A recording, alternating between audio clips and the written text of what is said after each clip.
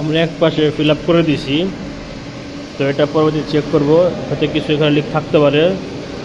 তো এখন যে লিকগুলো বাইরে হবে সেগুলো যেখানে লিক বেরোবে সেটাই লিক, আর এর আগে যে লিকগুলো ছিল সেগুলো হচ্ছে আপনার এক জায়গায় লিক কিন্তু ছড়াই গেছে অন্য দিক দিয়ে। তো এটা কেবল এক লেয়ার মারছি, এটার এক লেয়ার ওয়েল্ডিং করা হয়েছে, এর উপর দিয়ে আরেকটা ফিনিশিং লেয়ার দিব। এর পরবর্তী আমরা এটাকে গ্যান্ডি করে সমান করব, দেখব লিক থাকে কিনা।